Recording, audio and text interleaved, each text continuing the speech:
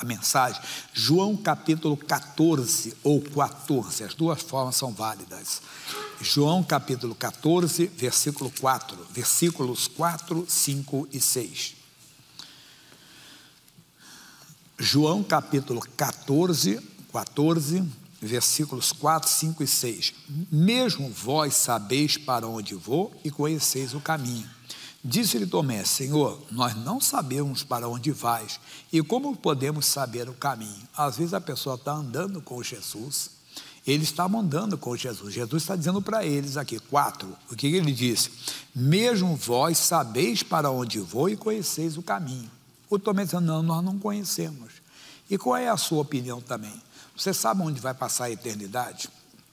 Às vezes a pessoa está na igreja, mas está tão desligada. O Tomé, se você ler a história dele, foi um discípulo, tem o seu nome na história, entenda, as coisas lindas depois ele realizou e vai aparecer no juízo, mas sempre estava aquele que duvidou depois da ressurreição de Cristo.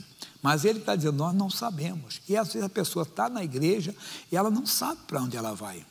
Ela não tem convicção da eternidade, que quando ela fechar os olhos, ela não vai ver a morte. E ela tem um medo de quem ela não vai ver. Ué, pastor Jair, não vai? Não, se ela guardar a palavra. Veja João 8,51, o que diz aqui. Do lado aqui, é só voltar um pouquinho. João 8,51. Em verdade vos digo, se alguém guardar a minha palavra, diga, nunca haverá morte. E a pessoa, entenda bem, está na igreja, entenda, e ela tem medo da morte. Você não aprendeu ainda, você não vai ver a morte, se guardar a palavra, se permanecer na palavra. Também não temos que desejar ir embora, não. Paulo chegou a dizer que estar com Cristo é incomparavelmente melhor. Sim, mas temos missão, nós temos os nossos dias para cumprir. Eu acho que todo mundo deve querer cumprir os seus dias. Alguns vão a 70, outros a 80 e outros vão a 120. Não importa o tempo, importa é você ter essa convicção que quando você fechar os olhos, você não verá a morte, você já terá a vida eterna. Você já verá a glória de Deus. Jesus falou para um homem, Lucas capítulo 24, vamos ver isso aqui. Lucas capítulo 23, desculpa, eu falei 24, não, desculpa, é 23. Porque isso aqui que nós temos que entender, né? E as pessoas não conseguem compreender o que o Senhor Deus fala para nós. Lucas capítulo 23, versículo 33. Diz, e quando chegaram ao lugar chamado a caveira, ali o crucificaram. E os malfeitores, um à direita e o outro à esquerda. E dizia Jesus, Pai, perdoa-lhes, porque não sabem o que fazem. E repartindo suas vestes, lançaram a sorte. Isso aqui é profundo para nós.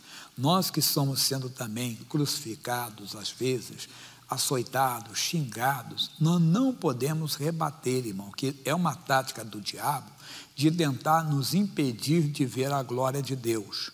Como? Fazendo você ter um ódio no coração, uma revolta, porque alguém está te crucificando, alguém está te xingando, entenda? Alguém está te apedrejando, alguém está falando mal de você, e você deixa entrar e acaba perdendo.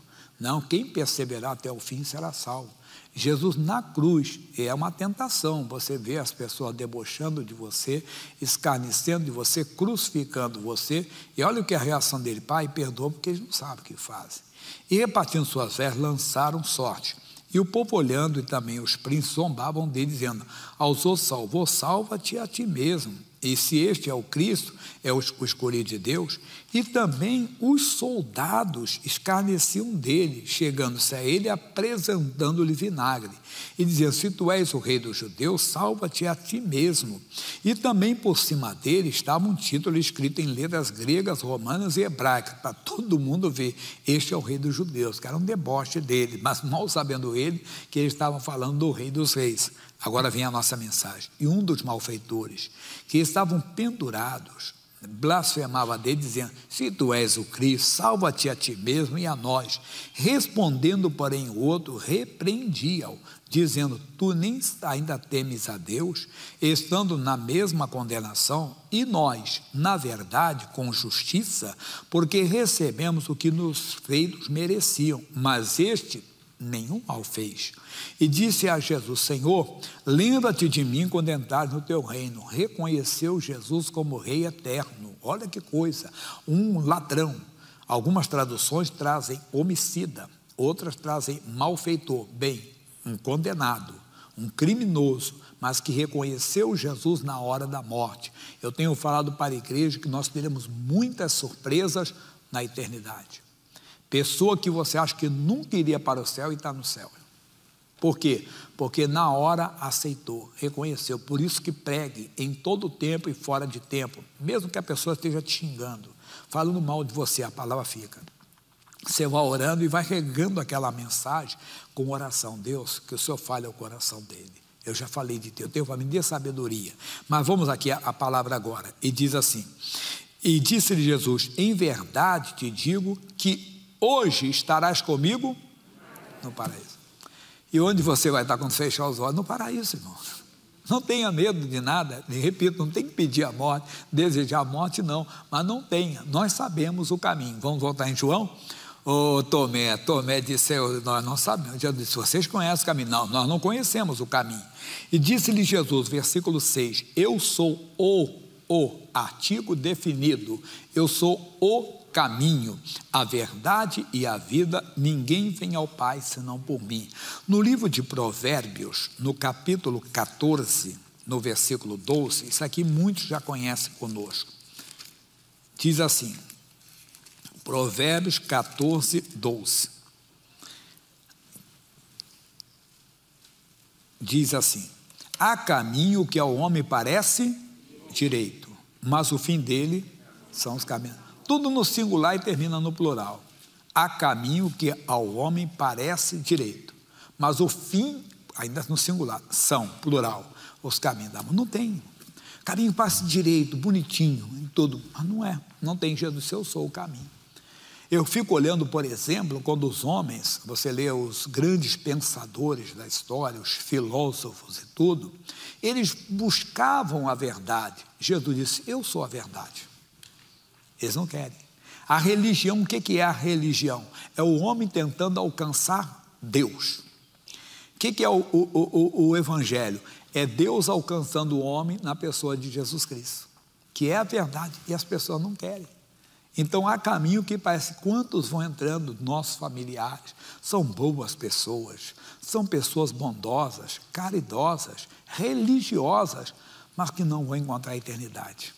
Por quê? Porque há caminho que ao homem parece direito. Mas não é só as pessoas de fora, não. Até nós que somos do Evangelho, às vezes trilhamos caminho, queremos fazer da nossa maneira. Veja o caso do rei Saul, no primeiro livro de Samuel, capítulo 15. Ele foi o primeiro rei de Israel, o homem que recebeu a missão, entendo bem, de conduzir aqueles que eram os escolhidos de Deus, que eram os descendentes de Abraão, Isaque e Jacó. Ele está recebendo mais uma oportunidade. Então disse Samuel a Saul: enviou-me o Senhor a ungir-te rei sobre o seu povo, sobre Israel. Ouve, pois, agora a voz das palavras do Senhor. Assim diz o Senhor dos exércitos: eu me recordei do que fez Amaleque a Israel, como se lhe opôs no caminho quando subia do Egito. Que se a pessoa comete um erro, se ela não se arrepender, esse pecado será lembrado. Que isso? Principalmente no juízo. Isso aqui é prefiguração de um juízo. Se tem pecado, ele tem que ser confessado. Não existe perdão sem confissão. Não existe. Por exemplo, eu te ofendo, eu te machuco, te engano, minto para você, e você diz: Deus tem misericórdia do pastor, é que ele se arrependa. Aí tudo bem, mas se eu não me arrepender, eu não vou ter o perdão. Eu tenho que me arrepender, entende? Então tem que haver confissão. Aquele pecado foi lembrado. Aí, mas Deus agora entra em juízo contra a nação de Amaleque. E ele diz assim: vai, pois, agora, fere Amaleque e destrói totalmente tudo que tiver. Basta para nós. Então, a ordem do Senhor era: não poupe nada, não fiquem com nada. Destruam totalmente tudo que tiver Amaleque. E o que fez o Saul? Versículo 7 diz: então feriu Saul os amalequitas. Opa, glória a Deus. Porém, desde Avilá até chegar a Zur, que está defronte do Egito, e tomou vivo Agague. Que não podemos aqui, entenda bem, querer adivinhar, nem ficar especulando muito, mas por que ele poupou Agague? Agague era rei, rei tinha bens. Então, qual foi o motivo, qual foi o propósito dele ser? Mas não, Deus mandou, mas vamos fazer. Não, irmão, não fique. Há caminho que ao homem parece direito. Se Deus está dizendo não, é não. Se Deus diz sim, é sim. E o homem, às vezes, não quer. Ele quer fazer do jeito dele. Saul quis fazer do jeito dele. Nós queremos, às vezes. Entramos no Evangelho, mas carregamos alguma coisa de Amaleque. Quer dizer, alguma coisa que Deus mandou deixarmos para trás. Repetindo lá da cruz, quantos estão na igreja, mas estão carregando ódio com eles ainda? Estão carregando ressentimentos. Estão carregando revolta no coração. Irmão, você está carregando algo que Deus não mandou você carregar. No Novo Testamento diz, não deis lugar ao diabo. Os sinais seguirão os que creem, meu nome expulsaram dele, expulsa. Mas a pessoa, não é bem assim. Está certo, eu estou no... Afinal de contas, eu tenho sangue nas veias, né? Afinal de contas, eu tenho vergonha na cara. Aquela pessoa me traiu, me enganou, me humilhou. Como é que eu posso perdoar aquela pessoa? Ou como é que eu posso conviver com aquela pessoa? Mas ele aceitou Jesus, se arrependeu, agora é seu irmão em Cristo. Coisa séria. Leia um dia uma carta pequena de Paulo, chamada Carta de Paulo a Filemão. Alguém já leu essa carta? Tem muitas histórias ali. Ele manda ao Filemão receber um homem chamado Onésimo. Um homem que no passado deu um prejuízo para o Filemão. E que então encontrou Cristo na prisão com Paulo. Paulo pregou para ele em Cristo. Paulo disse que ele era um filho gerado nas prisões. Quer dizer, na prisão ele se converteu. Agora ele recebia a liberdade. Ele disse, olha, você vai agora, com a liberdade, você vai ter a liberdade agora, mas você vai se apresentar ao Filemão. Não, Filemão, não posso de maneira alguma. Não, você vai se apresentar a ele. E Paulo mandou a carta. Receba como o que você fizer por ele, coloque na minha conta. Quer dizer, eu ganhei você para Jesus, eu ganhei ele também para Jesus. Então você agora vai recebê-lo. E às vezes não queremos receber uma pessoa que no passado fez o mal para nós. Uma pessoa que no passado nos ofendeu, nos machucou, mas agora ela é salva. E às vezes não queremos. Destrói, ele não destruiu, ele tomou Agague, rei de Amaleque. Mas ele fez, e fez mais o quê? Porém ao resto do povo, destruiu ao fio da espada. E Saul e o povo, Deus está sendo firme aqui em dizer, Saul e o povo perdoaram a Agague e ao melhor das ovelhas e das vacas, e os da segunda sorte, e aos cordeiros, ao melhor que havia, e não os quiseram destruir totalmente. Porém, a toda coisa vil, sem valor, e desprezível, destruíram totalmente. Parece muito conosco, né? Imagina, nós aceitamos Jesus, mas se tem alguma coisa que é valorosa, que tem valor até monetário mesmo, mas se é errado, não vamos ficar com aquilo. Ah, pastor Jaime, imagine, aquilo ali é um não sei o que envelhecido, não sei... Aceitou Jesus, já era, irmão, você é novo, mas não queremos às vezes, não queremos nos desfazer de algo que Deus mandou, ou como eu falei, eu tenho até uma paixão, tem uma musiquinha antiga que diz assim, né? Eu sou aquele amante à moda antiga, do tipo que ainda manda flores, aquele que no peito ainda abriga recordações dos seus grandes amores, está amarrado Satanás. Mas como tem gente, como diz o outro, viaja na maionese quando ouve. Não, você agora é marido de uma só mulher, até nos pensamentos. A senhora é mulher de um homem só, até nos pensamentos. Não existe outra pessoa, não pode. Parece cômico, mas como tem gente que... você foi... Você... Irmão, rasga isso, irmão, assim. Não procura, internet hoje, já viu? Internet, a pessoa acaba procurando, qual o seu interesse em buscar? Não, que eu quero saber como é que está. Quer mesmo? Cuidado, eu estou aqui como profeta de Deus hoje. Não destrua a sua família. Não destrua o seu nome. Deus lhe deu uma família. Não procure. Por que você está procurando? Não é curiosidade, não é Satanás. É demônio. Não procure. Acabou. Quem está em Cristo é nova criatura, as coisas velhas se passaram, eis que tudo se fez novo. Não procure ex ou a ex. Não. Foi para a liberdade que Cristo te libertou. E as pessoas então começam a carregar. E aí o que vão pagar um alto preço? Qual o preço que eles pagaram? Versículo 22. Porque aí ele tentou, entenda, se justificar. Não, mas isso aqui entende. É porque foi uma coisa que marcou muito a minha vida, a pessoa diz. Foram 10 anos de convivência com aquela pessoa. Nós vivemos uma vida juntos. Nós tivemos uma grande paixão. Acabou, meu irmãozinho. Acabou.